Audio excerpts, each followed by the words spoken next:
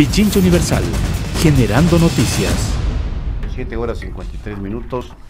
No mejora el clima, sigue nublada la capital de la República. Estamos ya con Eduardo del Pozo, concejal de Quito. Estuvimos el pasado domingo por el centro comercial del que vamos a hablar a continuación, y la verdad es que es un caos el tráfico.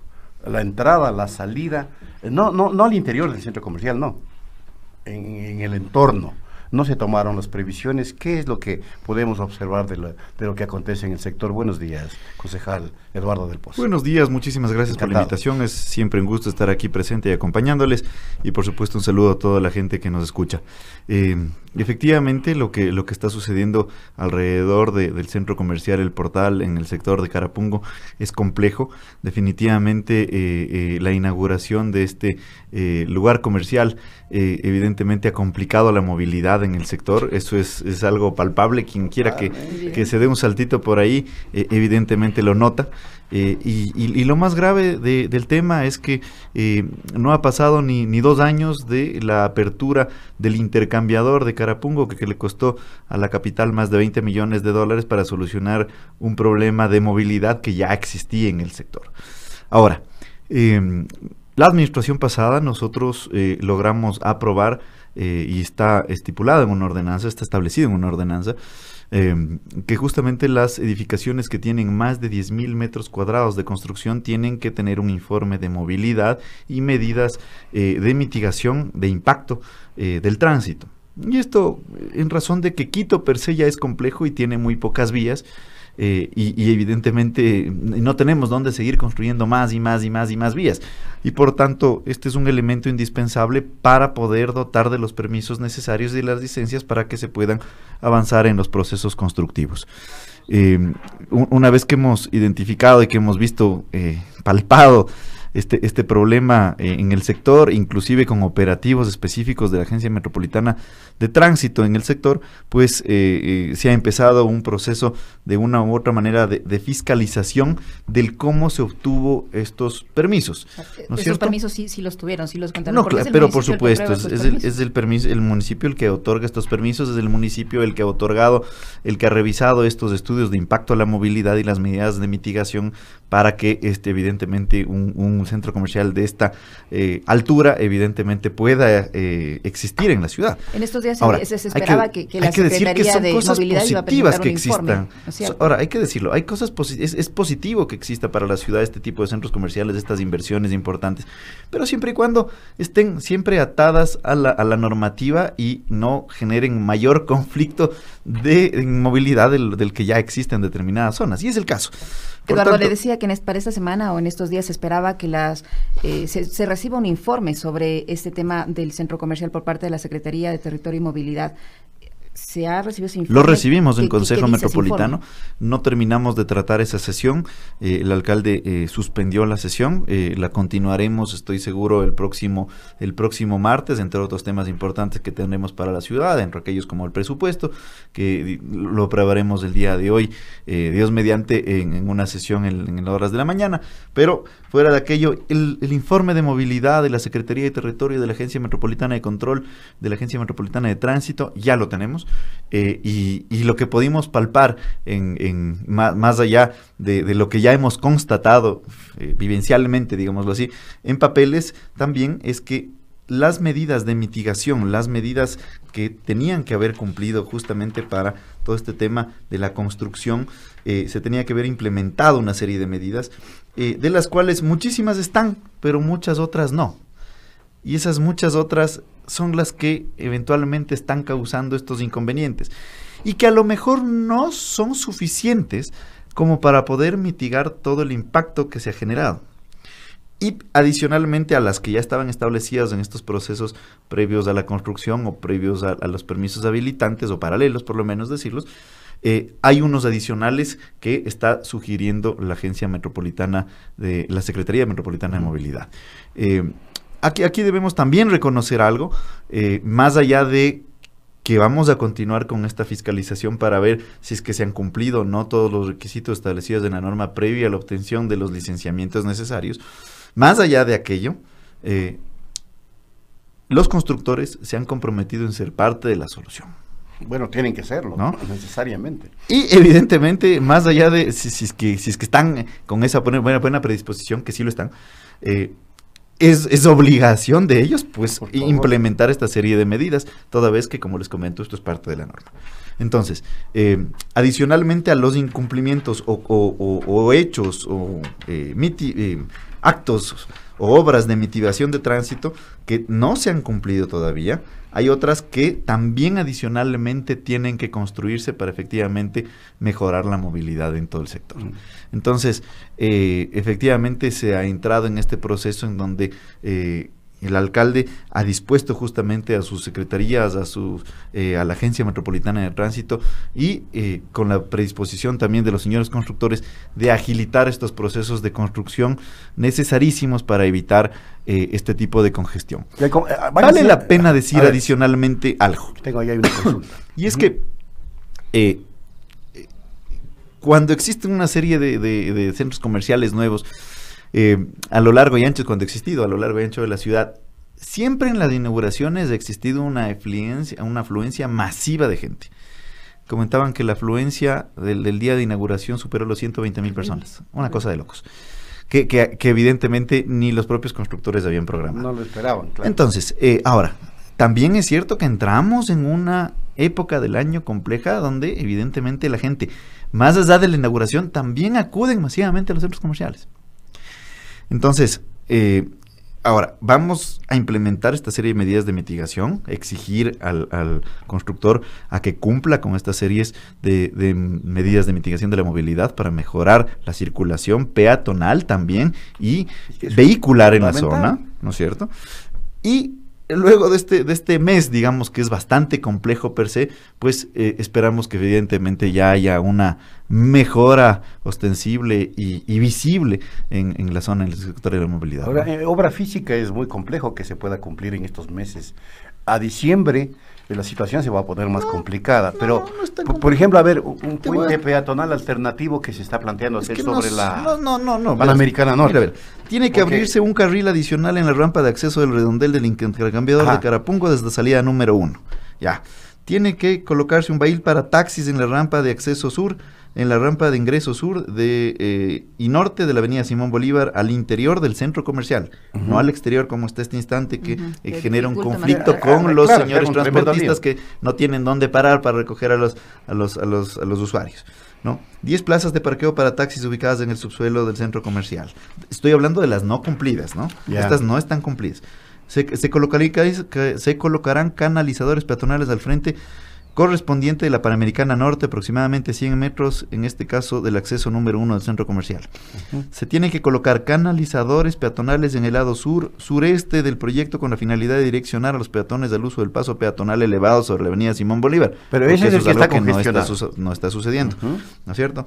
Se implementará un paso peatonal elevado sobre la avenida Simón Bolívar, costado norte del redondel del intercambiador Carapungo, en el cual se considera será el principal cruce peatonal, ¿no? Lo que tú mencionabas.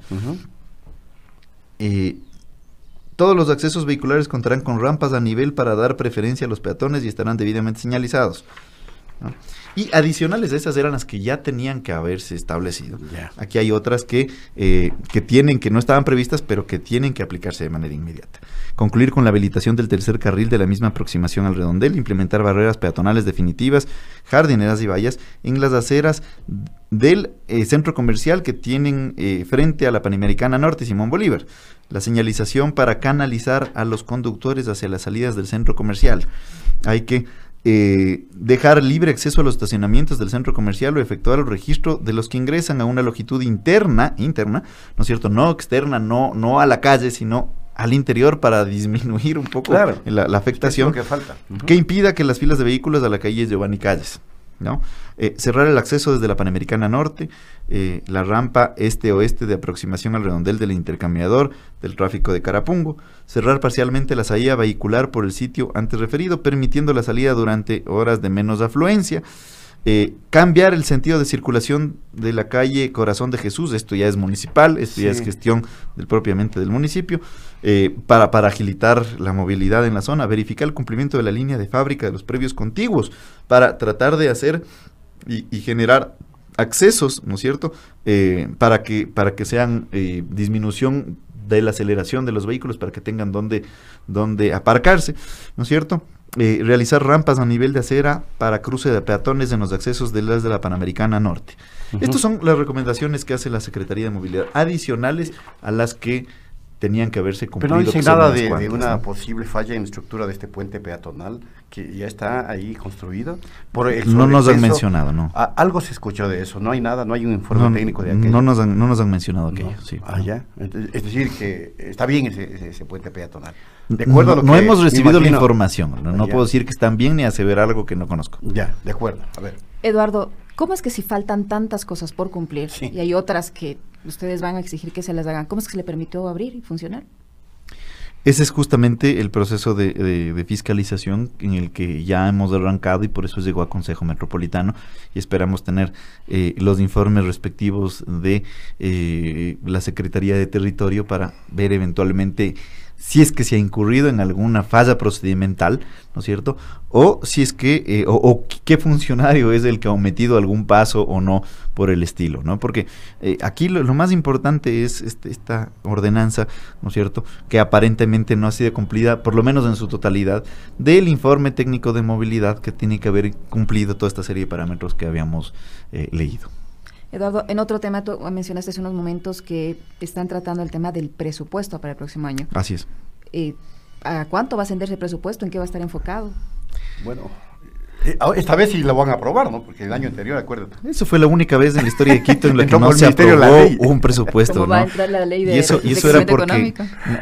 Lo presentado en aquel entonces no estaba en nada de acuerdo con la visión que teníamos todos los concejales, excepto una que aprobó, una que dio el voto a favor. El resto, todos estuvimos en contra. No era un tema de un partido, el otro partido o el otro concejal. No, casi todos.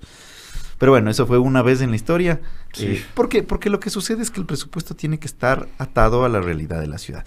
Y yo siempre trato de hacer esta analogía para que la gente entienda un poco, porque suena presupuesto una cosa ahí compleja, difícil, no, pero quienes están escuchando son padres y madres de familia. Y todos tenemos nuestro sueldito, nuestros ingresos mensuales, ¿no es cierto? Y nos organizamos y decimos, esta partecita para el arriendo, esta partecita para la movilización de los chicos, o la gasolina, o los taxis, o el bus, ¿no es cierto? Esto guardamos para la alimentación, para los almuerzos, esta partecita para la salud, esta partecita, y dejamos un poquito también para el ocio, para el fin de semana, para irse al cine, para irse de paseo, ¿no es cierto? Y también hay que dejar un poquito ahorrado porque ya se vienen las lluvias y comienzan a ver las goteras en la casa y hay que cubrirlas, ¿no es cierto?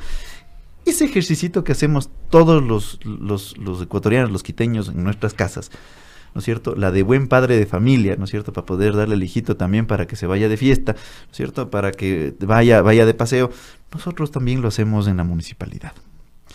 Obviamente en una proporción mucho más grande.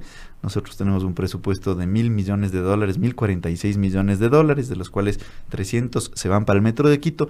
Disponemos de 700 para poder decir, estas son las obligaciones, y como buen padre de familia le damos prioridad a la movilidad, le damos prioridad al ambiente, le damos prioridad a la salud, le damos prioridad a los barrios, le damos prioridad a las obras, le damos prioridad al agua potable, a la recolección de basura, a la fauna urbana, ¿no es cierto?, entre las distintas competencias que existen y facultades de atribuciones que tenemos como municipio de Quito. Ese es el ejercicio que hacemos en la municipalidad para tratar de hacer las de buen padre de familia, como todo buen quiteño lo hace mensualmente o anualmente en sus casas, ¿no es cierto? Entonces, dentro de aquello, nosotros estamos otorgando un pedazo del pastel un poco más grande al área de la movilidad, ¿no? Porque evidentemente es un tema importante, habida cuenta de que estamos a 8 meses, 9 meses de que entre en operación ese metro de nuestra ciudad, un poco más. Estamos hablando de que en octubre, noviembre del próximo año estaremos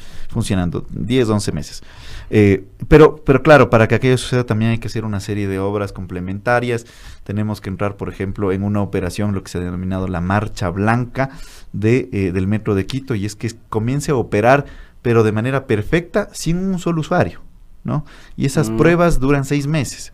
Entonces ya tenemos cuantificado cuánto nos cuesta operar ese metro 6 meses sin recaudar un solo centavo. ¿Cuánto es? ¿no? Eso nos cuesta operar esos 6 meses, 16 millones de dólares. Sin un solo Entonces, pasajero. Sin un solo pasajero. Solo la prueba vale 16 millones. La correcto. prueba vale 16 millones de dólares, ¿no? Y es absolutamente necesario hacerlo técnicamente. Claro, claro. Ajá. No, eso es indispensable por seguridad, Ya. porque ahí se aplican los horarios, las rutas, los sectores, se hacen las pruebas de velocidad, no de velocidad, de accesos, no accesos, detalles técnicos de energía, se falla a propósito para ver las reacciones y demás, ¿no? Claro, Esto demora. está ¿no? bien. Estos son operaciones ya sumamente técnicas, ¿no? Entonces eso es indispensable hacer. Pero también nos da ya algunas certezas frente a decisiones que tenemos que eventualmente tomar el Consejo Metropolitano respecto de la tarifa también, ¿no? Porque la operación del CEMetro de Quito cuesta 16 millones de dólares semestralmente sin un solo usuario. Significa que nos costaría eventualmente 32 millones de dólares al año, un poco más tal vez, pero es un valor, digamos, que está dentro de las capacidades municipales. 32 millones de dólares como para poder operar ese sistema sin cobrar un solo centavo. Obviamente tenemos que luego articular el sistema interconectado de movilidad a ese metro de la ciudad, ¿no es cierto?, para que evidentemente pueda funcionar de manera articulada. Entonces, ahí es donde tendremos que entrar en la discusión importante de la tarifa, ¿no es cierto?, con elementos complejos como por ejemplo el funcionamiento de la empresa del trolebús, de la empresa de transporte de pasajeros del día de hoy, que nosotros subsidiamos también el pasaje claro. en ese sector y de manera sumamente importante, ¿no es cierto? El costo por usuario que tenemos en el trolebús de 52 centavos, ¿no?, por pasajero, ¿no? Y el pasajero está pagando 25. Entonces estamos subsidiando más del 50%, 27 centavos por pasaje estamos subsidiando en la empresa de transporte. Va el sistema integrado de Entonces, transporte que tanto hemos hablado. Los señores transportistas también están recibiendo un pasaje de 25 centavos, ya no con compensación económica del municipio, que estaba vigente hasta junio del 2019, ya no la reciben, están con los mismos 25 centavos que recibían hace 16 años. Entonces, es compleja una decisión que tiene que ser amparado en lo técnico y tiene que ser socialmente responsable, ¿no es cierto? Y amparado también en la realidad municipal, ¿no? Entonces, habrá que ir viendo y haciendo cuentas, ¿no es cierto? Decir, ok, vamos, si es que eventualmente se analiza un subsidio, ¿hasta cuánto alcanzaría? Si es que ¿cuál sería el costo real del pasaje a nivel de todo el sistema interconectado? Se habla de que el pasaje del metro de Quito solamente por estos 32 millones de operación y por estos 32 millones de operación en un año, con 400,000 usuarios día, costaría aproximadamente, costaría 45 centavos, ¿no? Eso está en estudios. Ahora, eso hay que interconectarlo con el trolebús, con la ecovía y con el sistema de transporte que será reestructurado, el transporte entre comillas privado, autorizado por el municipio, pero privado, que hay que articularlo a todo el sistema interconectado de movilidad de la ciudad. Entonces hay que ver cuánto cuesta y ver hasta dónde efectivamente podemos, como nosotros como municipio, poder cubrir una parte, pequeña, grande, mediana, para hacer que ese pasaje sea socialmente responsable ante la realidad económica que tenemos en la ciudad. Son las 8 de la mañana con 11 minutos. Estamos conversando con Eduardo del Pozo, concejal capitalino. Otro tema, Eduardo, que me gustaría topar es el relacionado con el debate de este proyecto de ordenanza que regula el número de pasajeros que pueden circular en motocicletas en el Distrito Metropolitano. ¿Cómo está este tema? Este tema lo hemos conocido en la Comisión de Movilidad. Hemos pedido informes de la Policía Nacional, informes de la Secretaría de Seguridad, para ver la incidencia que existe en este tipo de movilidad atado a incidentes delictuales, ¿no? Entonces, existen zonas donde existen mayor cantidad de incidentes delictivos con motocicletas y 2 usuarios. Hay sectores en la ciudad donde lo utilizan como medio de transporte y no existen indicios siquiera de que existan actos delictivos con esta modalidad. Por tanto, no es una discusión totalmente sencilla, y por tanto la posibilidad que se está evaluando en este instante es justamente permitir que el alcalde, a través de una resolución, pueda definir qué zonas eventualmente de la ciudad puedan estar restringidas de este tipo de movilidad, llamémoslo así, o uso compartido de motocicletas. Es decir, por ¿no es algunas cierto? zonas podrían ir dos personas en una moto, donde y puedan en otra eventualmente generar algún riesgo, donde en las zonas bancarias, generalmente en el hipercentro de la ciudad, es donde ha existido este tipo de delitos, pero no en la ruralidad, no en las partes periféricas de la urbe, digámoslo así. Entonces, esto es lo que se está analizando por lo pronto. Muchas gracias. Antes de que se vaya, Sí, Eduardo, una consulta rapidísima por los tiempos. Las fiestas de Quito. Ya mismo se vienen, y ojalá Ya, con ¿y mucha qué nos alegría, ofrecen? ojalá con mucha alegría y ojalá con, claro que sí, ojalá con Ya mucha está listo el alegría, programa. ojalá listos y preparados para el 40, para los canelazos también con mucha moderación. Entiendo que están listos los programas, estoy yo dedicado al 100% al tema de presupuesto, por tanto no conozco a detalle efectivamente cómo está la agenda de fiestas, pero entiendo será pública en los próximos días, pero también existen eventos privados que ha habido la apertura necesaria para que vengan a la ciudad. Hay algunos festivales interesantísimos, y esperemos por supuesto que sea un año de conmemoración más de la fundación de la ciudad, llena de alegría, llena de entusiasmo, como somos los quiteños, siempre abriendo las puertas a los visitantes con mucha alegría, con una sonrisa en la cara y gritando que viva Quito. Viva Quito. Muchas gracias nuevamente a Eduardo del Pozo, concejal de Quito. Vamos a hacer una pausa, amigas y amigos, y luego el tema económico. Pichincha Universal. Aquí se escuchan bien las noticias.